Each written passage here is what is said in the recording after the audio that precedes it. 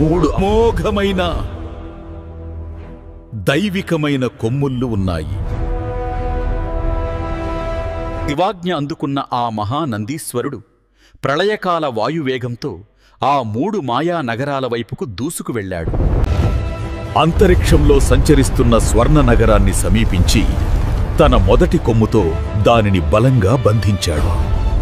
అదే వేగంతో రెండవ నగరమైన రజతపురాన్ని సైతం తన రెండవ కొమ్ముతో ఛేదించాడు. చివరగా భూమిని భయపెడుతున్న ఆ అయోమయపురాన్ని తన 3వ కొమ్ముతో ఛేదించి బంధించాడు. ఆ విధంగా నందీశ్వరుడు ఆ 3 మాయాగ్రహాలను తన కొమ్ములపై బంధించి శివుని బాణం కోసం ఒకే సరళ రేఖపై నిలిపాడు. ఆ దివ్య ధనుస్సుపై సాక్షాత్తు విష్ణు స్వరూపమైన అగ్నివాయు సహితమైన ఆ మహాబాణాన్ని సంధించాడు. మహాదేవుడు తన పూర్తి శక్తితో సర్పరాజైన ఆదిశేషుని అల్లెతాడును ఆకర్ణాంతం లాగాడు.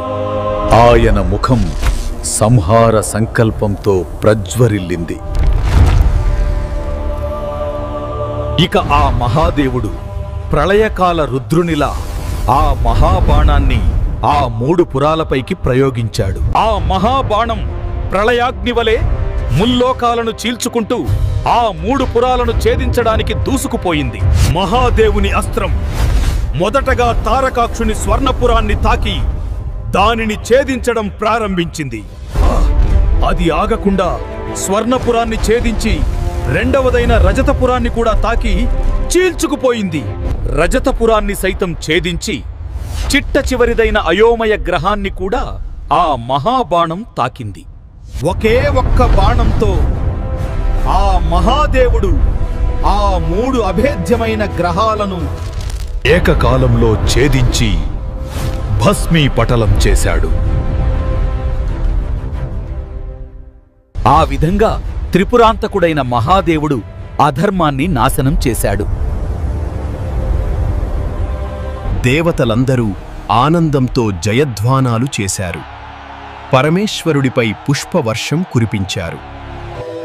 ఇది త్రిపురాసురుల గర్వాన్ని అణచి శివుడు త్రిపురాంతకుడు అయిన పవిత్ర గాథ.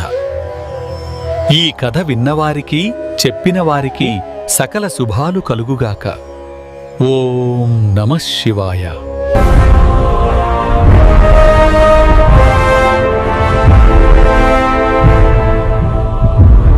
మీకు ఈ కంటెంట్ నచ్చితే లైక్ చేయండి, షేర్ చేయండి, సబ్స్క్రైబ్ చేయండి. Telugu wonder world.